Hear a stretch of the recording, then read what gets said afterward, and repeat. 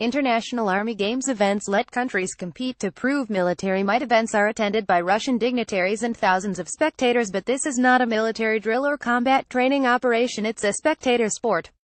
The annual International Army Games involve 28 mostly non-NATO countries battling it out in dozens of competitions over 2 weeks to prove which nation has the most military might. Russia always comes out on top.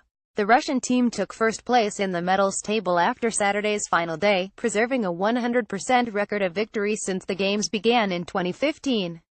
Kazakhstan and China took second and third place, with Iran and Venezuela also in the top 10, as the U.S. prepares to start its next round of joint military drills with South Korea. This showcase serves as a reminder of Russia's own allies and highlights that Western efforts to isolate Russia have largely failed. It also sends a message to North Korea, with which Russia shares a 17-kilometer border in Russia's far eastern corner, and bolsters patriotic pride at a time when relations between the U.S. and Russia are at their most frosty since the Cold War. "This is just the showcase of our strength. Don't touch us and we won't touch anyone," one male spectator told CNN. Greece, which took part in one of the 28 categories, is the only NATO country to represented. But Russia insists that other NATO countries are welcome. "We have sent the invitations to 78 countries, including NATO countries. Call."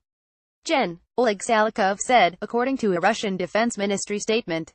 The main event of the Games is the tank biathlon, a relay race of speed and accuracy, where teams in color-coded tanks navigate a 5-kilometer course of obstacles and fire live artillery rounds at targets. Visiting countries had the choice to bring their own tanks as China did, or use Russian T-72B3 tanks. State broadcasters provide live coverage of the tank event across Russia.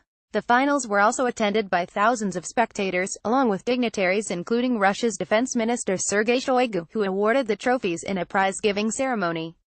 But the Games don't just test traditional military skills.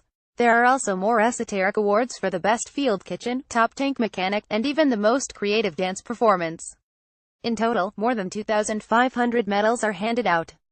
Alongside the competitive events, Russia makes the most of the captive audience to showcase its latest weaponry. Russia's Su-57 fighter jet, the fifth generation of the T-50 model, made its public debut in an aerobatic display above the crowds. Heralded as the plane of the future by an enthusiastic announcer, the Su-57 is due to be operational in 2018. It was the main attraction at an air show involving more than 150 aircraft, held in Patriot Park in the Moscow suburbs. The event marked the 105th anniversary of the Russian Air Force. And as well as raising patriotic fervor, the event is also a fun family day out. Spectators arrive to a festival atmosphere, with bands playing traditional Russian music, gymnastic performances and stalls selling military memorabilia or wartime ration-style food. There is also the chance to take a selfie with a Kalashnikov, try out a flight simulator, or have your body painted in patriotic colors.